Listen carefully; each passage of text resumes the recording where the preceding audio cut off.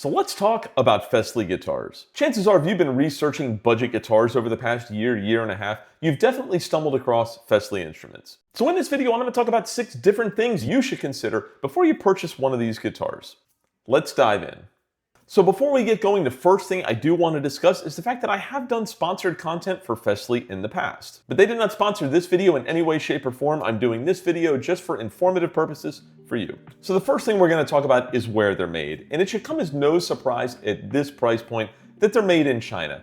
They're also a Chinese company. Again, really no surprise there. The one thing that I want to discuss is something that I've seen kicked around by a lot of YouTubers, and I wasn't able to verify this in any way, shape, or form, but there's been some claims that they're made in Fender plants or a Fender facility, and I have not been able to find anything other than YouTubers saying this to substantiate it. Now, in all fairness, that doesn't mean that they're wrong or that it's inaccurate. It just means I can't prove it. Even asking Google, I got 2 separate answers in AI feedback, so I guess what I'm saying is don't buy one of these guitars based solely on that claim. The second thing you need to know about Fesley instruments is that they're sold across multiple platforms. Obviously, Amazon is the biggest seller there, and I'll be sure to leave affiliate links in the description to my favorite Fesley instruments. Just keep in mind, I may earn a small commission from it. But they're also available from Fesley's own website, fesleymusic.com. So if you're not a Prime member, Fesley Music would be another option. I've also seen these guitars for sale on AliExpress, Temu, and Alibaba. The only thing I would tell you there is I would recommend Amazon over that simply for the ease of return. Anytime you're dealing with a budget instrument, you want to make sure you buy from a place that has a good return policy, and Amazon's return policy has always been really stellar. So the third thing we're going to talk about here are the pros and the cons to these guitars. And obviously, with a budget instrument, the big pro is the price point, right? I mean, that's the whole point, is to keep the price point down. But a few of the other things that Fesley Instruments did right were, the first thing is that the guitars are playable right out of the box.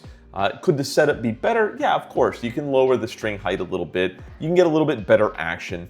But, by and large, these guitars were playable out of the box, and there were no unlevel frets or dead frets. The other big pro to these guitars were the pickups were serviceable. They sounded good. They're not great, but they're good. There's no reason to run right out and change them. The other big pro that I thought these guitars did well was they held tune very well. The nut was typically slotted appropriately, and the tuners, although basic, were functional. So what are some of the cons to these guitars? Well, the big con that I had with 2 out of 3 of these instruments were that the fret ends were sharp. This is a common issue with budget instruments, but it definitely affected 2 of the 3 Fesley guitars, and thankfully, it's relatively easy to fix. I did a whole video on it. I'll post it at the end of the channel if you want to see it, on how to fix sharp fret ends, and I actually used one of the Fesley instruments in that video. The only other real con here was something that's very common, again, on budget guitars, and that was a few mild finish blemishes. Nothing that was really jumped out at you. You have to look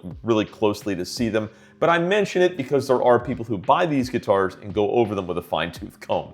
All right, and it's important to understand what you're getting, and that at the bottom line is it's a budget instrument. So the fourth thing to know about Fesley guitars is they actually showed up to NAMM. If you're unfamiliar with NAMM, it's the National Association of Music Merchants, and it's become one of the largest guitar shows in North America. I thought it was really cool to see Fesley show up here, and it kind of shows their dedication to trying to create a better instrument. So I think it's really awesome that they're at NAMM and they're looking for just guitar players' feedback. The fifth thing you should know about Fesley guitars is, to this point, each of the 3 guitars I've gotten from them has come with a case and a bunch of different accessories. They typically come with a strap, a case, and a cable. And lastly, the 6th thing you need to know about Fesley guitars is, who are they for? And the reality is these guitars from Fesley are marketed towards beginners. This is because they pretty much come with everything a beginner could need to get going. And the most important thing for beginners are that these guitars are playable right out of the box.